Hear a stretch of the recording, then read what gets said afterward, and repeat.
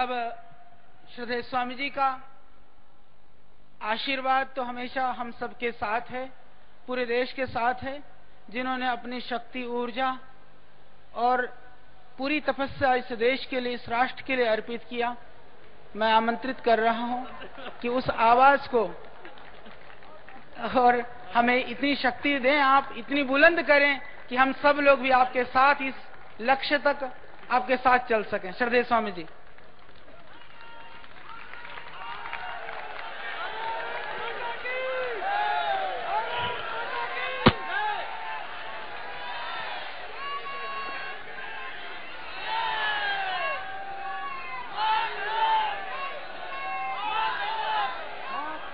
ओम ओम।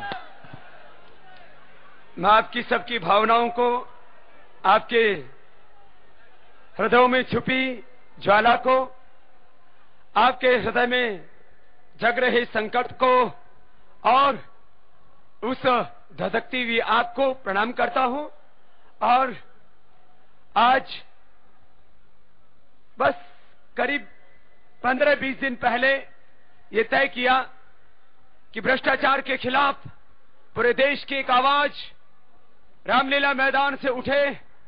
और आज इस ऐतिहासिक, शानदार, यादगार और इस अभूतपूर्व कार्यक्रम के लिए, क्योंकि किसी आध्यात्मिक व्यक्ति ने जो राष्ट्र को आरोग्य और चरित्र देना चाहता था, ये आज भी हमारा ध्येय है कि हम इस देश को आरोग्य देंगे और भारत को आध्यात्मिक भारत बनाएंगे। हम योग तो सिखाएंगे लेकिन साथ साथ देश को भी बचाएंगे। हम योग भी सिखाएंगे, भ्रष्टाचार भी मिटाएंगे। हम योग भी सिखाएंगे और काला धन भी हिंदुस्तान में लेकर के आएंगे आखिरी सांस तक। भाई बहनों, आज बहुत देर हो चुकी है। आप सुबह की उगते हुए सूरज की धूप में बैठे थे और अब ढलते हुए सूरज की, अब बड़ी बड़ी अट्टालिकाओं की छांव आप पर आ गई है।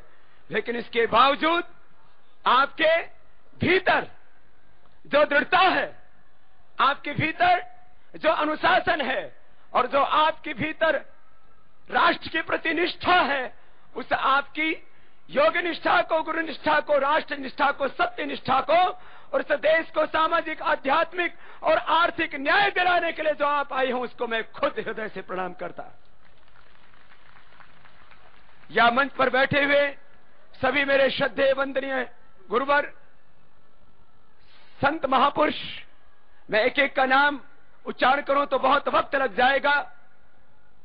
हमारे सभी मजहबों के और सभी संगठनों के अग्रणी भाई बहन, आज इस जलसे में, इस आंदोलन में, इस अनुष्ठान में जो तो देश की सभी शीर्ष आध्यात्मिक शक्तियों को आना था, क्योंकि लेकिन प्रोग्राम बहुत थोड़े दिन पहले निर्धारित हुआ।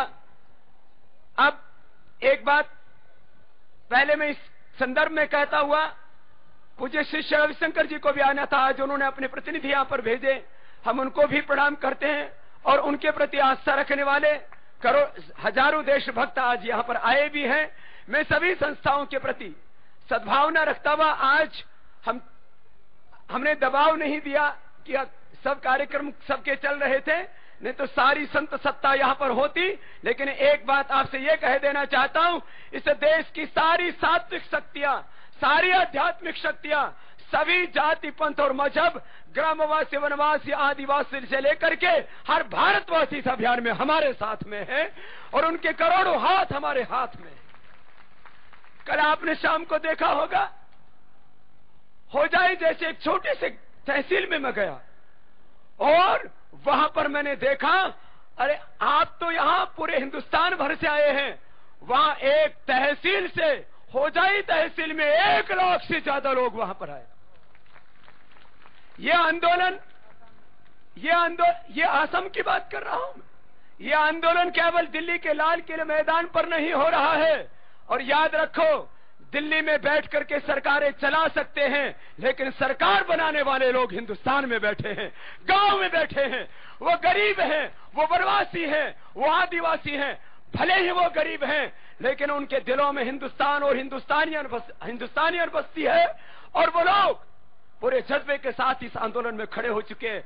ये एक दिन की रैली नहीं है रामलीला मैदान की, या तो हर दिन करीब 2 लाख लोगों की सभाएं हो रही हैं, और ये सभाएं तब तक होती रहेंगी, ये आंदोलन तब तक चलता रहेगा, ये क्रांति अभियान तब तक आगे बढ़ता रहेगा, जब तक इस देश में से भ्रष्ट सत्ताओं का, भ्रष्ट व्यवस्थाओं का, भ्रष्टाचार का अंत नहीं हो जाता और देश का लूटा हुआ धन देश को वापस नहीं मिल जाता।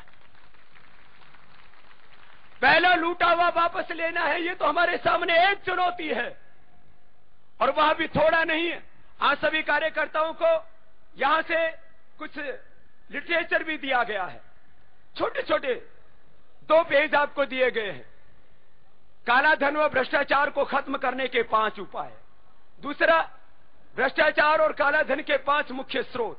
मैं इसलिए इस बात को थोड़ा सा यहां से कहना चाहूंगा, ये छोटा मोटा अमाउंट नहीं है, जैसा कि हमारे ज्येष्ठ प्रधानी साहब कह रहे थे और सब वक्ताओं ने कहा, 400 लाख करोड़ कोई छोटी की, ये कोई इसको हल्के में लेना, या इसको हम ये सोचे कि हाँ हम कर रहे हैं, देखेंगे। 400 लाख करोड़ रुपए इतनी कीमत होती है, इतना पैसा होता है कि एक जिले को विकास के लिए 50 से 60 हजार करोड़ रुपए मिल सकता है, और हम ये दिलवाएंगे। तो ये हिंदुस्तान कहां से कहां पहुंच जाएगा। अरे आज हमारे पैसे से IMF, world bank, WTO, WHO, UNO चल रहा है, और हिमाकत देखो अमेरिका की कि UNO का स्थायी सदस्य मानने के लिए हमको तैयार नहीं। अरे थोड़े दिन इंतजार करो, UNO यही बना देंगे।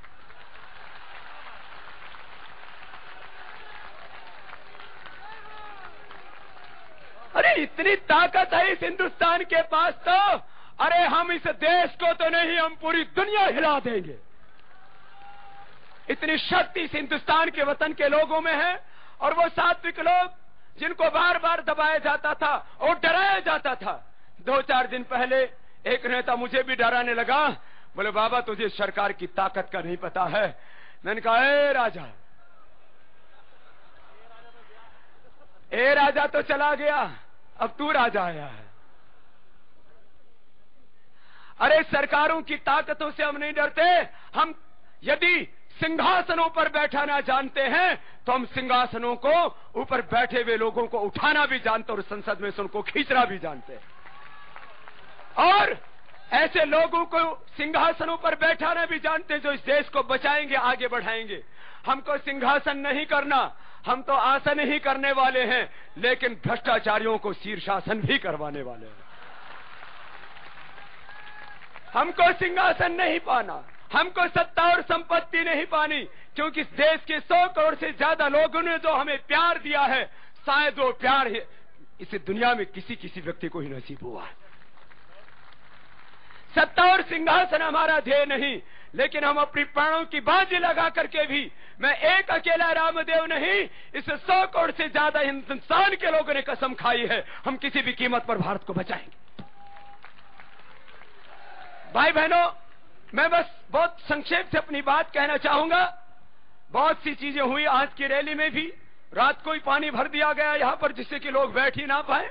अरे तुम पानी क्या, यहां समुद्र भी बना देते, उसमें भी ये लोग आकर के बैठ जाते। अभी भी 100 से ज्यादा बसों को दिल्ली बॉर्डर के ऊपर रोक दिया गया कि रामलीला मैदान में स्थान नहीं है, तुम आगे नहीं जा सकते। हमारे पुलिस वाले तो हुक्म के गुलाम हैं। मैं पुलिस वालों को दोषी नहीं मानता। अरे तुम दिल्ली आने से रोक सकते हो, लेकिन हिंदुस्तान में बैठे हुए लोगों को अब इस क्रांति करने से कोई दुनिया की ताकत नहीं रोक सकती। और ये जो आज भाई बैठे हैं, याद रखना, ये जो भाई बैठे हैं, ये कोई किराए के लाए हुए लोग नहीं हैं, यकीन अपनी जान न्यौछावर करने के लिए आए हुए लोग। यहां बहुत रैलियां हुई हैं,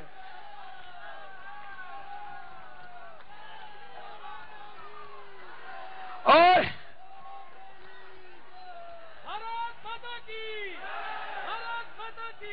यहां बहुत रैलियां हुई हैं, रैलियों में लोग लाए गए हैं। ये तो हमने थोड़ी सी तैयारी, अभी कम समय मिला था, अभी मैं एक बात और कहूंगा, आगे कुछ बातों को कहीं कहते कहते उसको भूल न जाओ। मेरा विचार था कि यहां पर 10-15 लाख लोगों का एक जलसा लगे। मैंने बहुत सोचा कि अभी 23 मार्च को यह काम हो सकता है, क्योंकि लाखों लोगों ने अपने रिजर्वेशन करा लिए पूरे हिंदुस्तान भर से, गांव गांव से। एक एक गांव के 5-5 व्यक्ति आने के लिए तैयार हैं यहां। और अभी भी आज तो तहसीलों से बुलाया और 5000 से ज्यादा तहसीलों में पदयात्राएं करते हुए महामहिम राष्ट्रपति को ज्ञापन इसलिए सौंपा कि जो कुर्सियों पर बैठे लोग हैं, जो सरकारें चला रहे, वो अपना संवैधानिक दायित्व नहीं निभा रहे हैं, उनके लिए महामहिम उन पर दबाव डाले। और आज तो प्रधानमंत्री जी ने समय नहीं दिया, लेकिन हम भी समय मांगते रहेंगे और उनको समय ही नहीं देना पड़ेगा। यदि समय नहीं देंगे तो शायद उनका भी समय पूरा हो जाएगा। समय वो सलामत रहे, यह हम उनके लिए प्रार्थना दुआएं करते हैं, क्योंकि हम तो सबको स्वास्थ्य देते हैं। वो समय मैं जिस घटनाक्रम में कह रहा हूं उतना ही, क्योंकि बात बेईमानों से घिरे हुए एक ईमानदार इंसान है।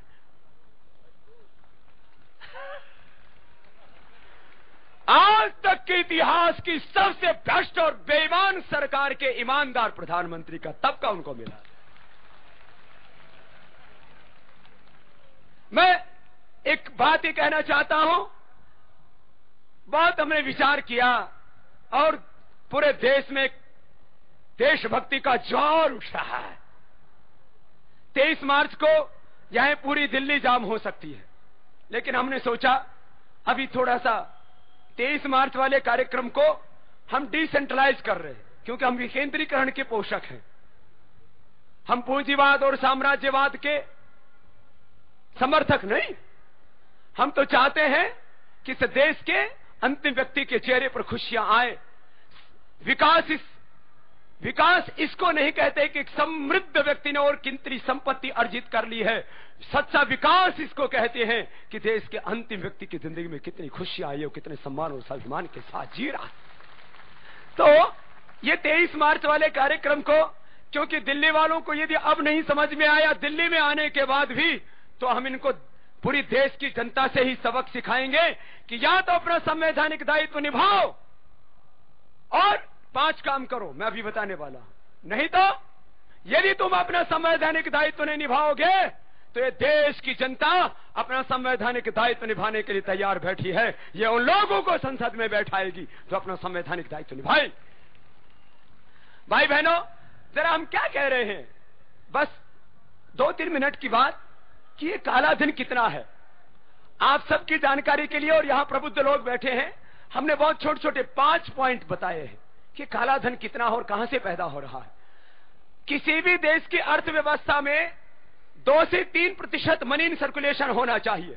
माने यदि 100 लाख करोड़ रुपए की देश की अर्थव्यवस्था है तो 2-3 लाख करोड़ रुपए उस देश के अंदर छपा हुआ नोट होना चाहिए। हम तो भाई देखो, किसान के घर में पैदा हुए, अनपढ़ मां बाप के घर में, लेकिन पढ़े लिखे लोगों को आम आदमी की भाषा में ही समझाते हैं। सीधा सीधा बता रहा हूं, किसी भी देश की अर्थव्यवस्था यदि 100 लाख करोड़ है तो उस देश की अर्थव्यवस्था